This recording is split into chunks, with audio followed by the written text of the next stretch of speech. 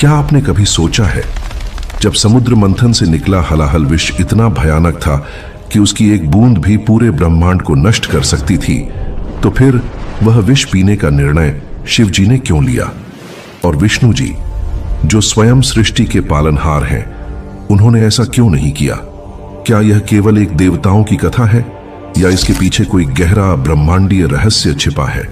आइए उस रहस्य में उतरते हैं, जब देवता, दानव और समुद्र एक साथ खड़े थे और एक ऐसा क्षण आया जब पूरी सृष्टि की तकदीर खतरे में थी। यह वही समय था जब अमृत की चाह में देवता और दानवों ने मिलकर क्षीर सागर को मथना शुरू किया। मंदार पर्वत मथनी बना और वासुकी नाग रस्सी के रूप में काम आया। देवता उसके मुंह से और दानव उसकी पूंछ से मंथन करने लगे।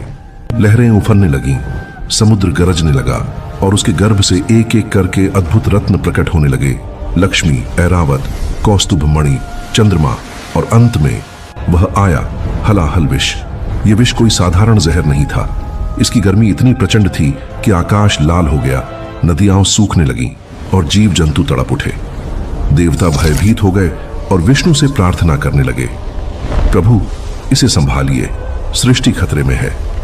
लेकिन विष्णु ने शांत चेहरा बनाए रखा। उन्होंने कहा, यह केवल एक पदार्थ नहीं बल्कि सृष्टि का संतुलन है। अगर मैं इसे पी लूंगा तो पालन और विनाश का अंतर मिट जाएगा। ब्रह्मा इसे ग्रहण करेंगे तो सृष्टि रुक जाएगी। इसे संभालना केवल वही कर सकता है जो सृजन और पालन से परे है, वही जो विनाश में भी जीवन को समझता है। देवताओं की नजरें कैलाश की ओर मुड़ी। हिमालय में ध्यानस्थ महादेव, जिनकी आंखों में सृष्टि का आरंभ और अंत दोनों झलकते हैं, बिना किसी डर और लालच के खड़े थे। देवता उनके पास दौड़े और दानवों ने भी डर के मारे पीछे हटना शुरू किया। देवताओं ने सारी स्थिति विस्तार से बताई। समुद्र मंथन, हलाहल विष और सृष्टि पर मंडराता विनाश।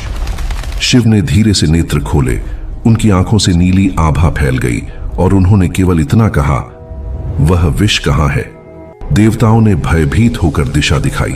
महादेव बिना किसी भय के उस विष की ओर बढ़े। उसका रंग काला नीला था, धुआं उड़ रहा था और पास जाते ही मृत्युकालीन कंपन महसूस होने लगा। लेकिन शिव के कदम स्थिर थे, हर चलना जैसे समय को चुनौती दे रहा हो। विष्णु वहीं खड़े थे, शांत, और उनके मुख पर हल्की मुस्कान थी, क्योंकि उन्हें पता था अब केवल शिव ही सृष्टि को बचा सकते हैं। महादेव ने विष को अपने हाथों में उठाया। उसके ताप से उनके हथेलियां नीला पड़ गईं, पर उनका चेहरा अडिग था।